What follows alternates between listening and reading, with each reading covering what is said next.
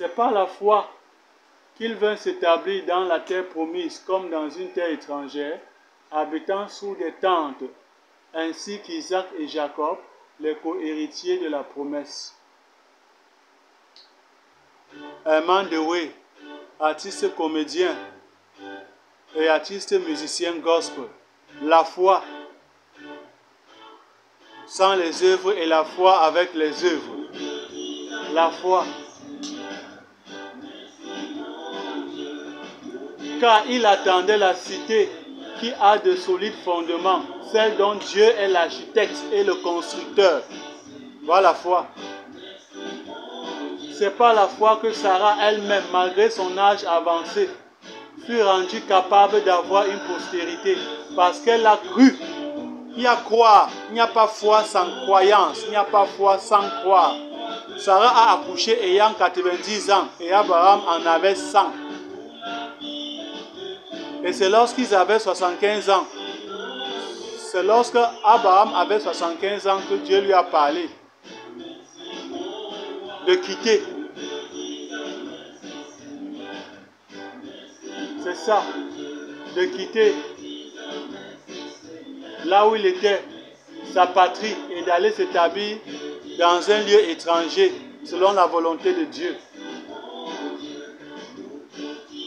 C'est par la foi que Sarah elle-même, malgré son âge avancé, fut rendue capable d'avoir une postérité parce qu'elle crut à la fidélité de celui qui avait fait la promesse. La foi.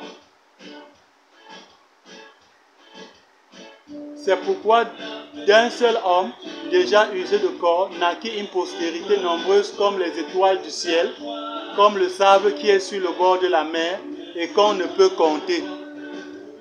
C'est la parole de Dieu. La foi sans les œuvres, la foi avec les œuvres.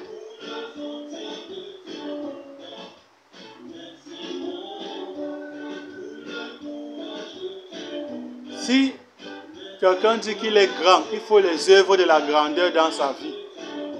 Si tu es un grand, si tu as grandi, quelles sont les preuves, les œuvres que tu es grand? Hein? Quelles sont les œuvres? Quelles sont les preuves que tu es grand? Si tu dis que tu es déjà adulte, que tu es mature, quelles sont les œuvres de ta maturité?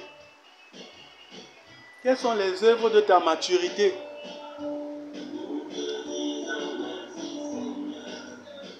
Quelles sont les œuvres de ta maturité?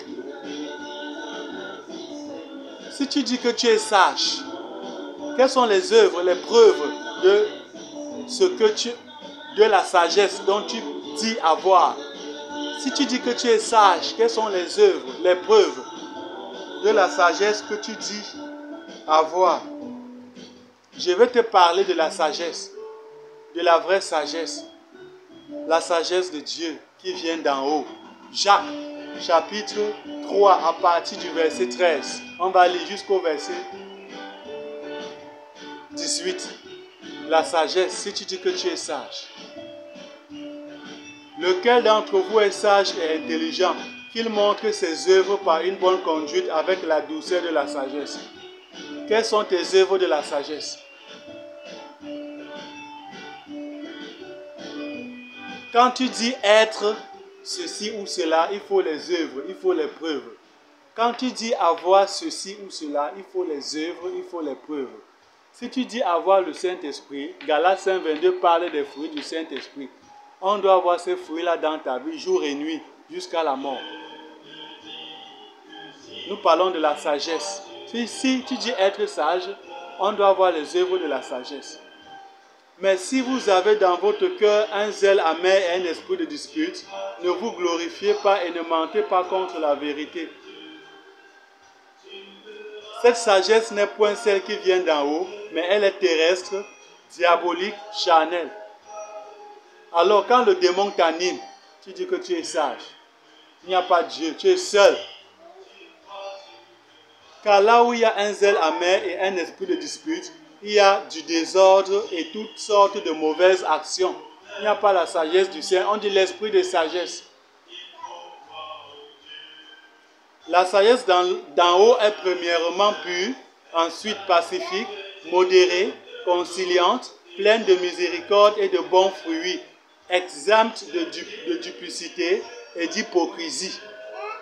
La sagesse que nous connaissons, la sagesse des vrais croyants,